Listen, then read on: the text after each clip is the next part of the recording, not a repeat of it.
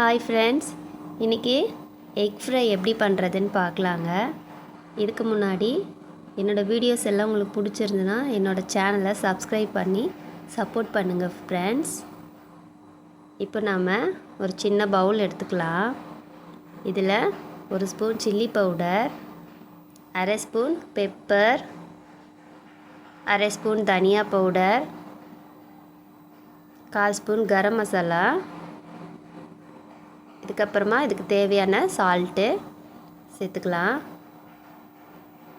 அடுத்ததாக கலருக்காக ஒரு 1/4 ஸ்பூன் காஷ்மீரி சில்லி பவுடர் சேர்த்துக்கலாம். இது எல்லாத்தையும் கலந்து ஒரு பேஸ்ட் மாதிரி ரெடி பண்ண போகிறோம். கொஞ்சமாக தண்ணி சேர்த்துக்கலாம். ரொம்பவே டேஸ்டியாக இருக்கும் ஃப்ரெண்ட்ஸ். இந்த மாதிரி நீங்கள் வறுக்கும்போது ரசம் சாதத்துக்கு, சாம்பார் சாதத்துக்கெல்லாம் ஒரு சூப்பரான சைட் டிஷ்ஷாக இருக்கும். எங்கள் வீட்டில் அடிக்கடி செய்கிற ஒரு டிஷ்ஷு தான் இது. நீங்களும் ட்ரை பண்ணிவிட்டு நான் செய்கிறது எப்படி இருக்குன்னு சொல்லுங்கள். இப்போ பாருங்கள், நம்ம ரெடி பண்ணி இந்த பதத்துக்கு கொண்டு வந்துடுங்க. இதுக்கப்புறமா நான் இன்றைக்கி பார்த்திங்கன்னா 4 முட்டை எடுத்துருக்கேன். 4 முட்டையை நல்லா வேக வச்சு அதை 2 கட் பண்ணி வச்சுருக்கேங்க. அவ்வளோதாங்க. இதில் நம்ம ஒரு பீசஸாக எடுத்து டிப் பண்ணி தோசைக்கல்லில் சேர்த்துக்கலாம்.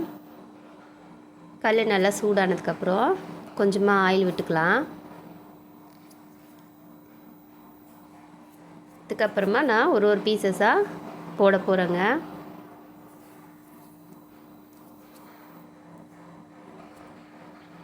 பாருங்கள், நான் போட்டு காட்டுறேன். அவ்வளோதாங்க. நீங்கள் நல்லா ஒரு 10 மினிட்ஸுக்கு வெயிட் பண்ணி ஃப்ரை பண்ணி திருப்பி விட்டிங்கன்னா செம்ம டேஸ்டியான நம்மளோட எக் ஃப்ரை சூப்பராக ரெடி ஆயிருங்க.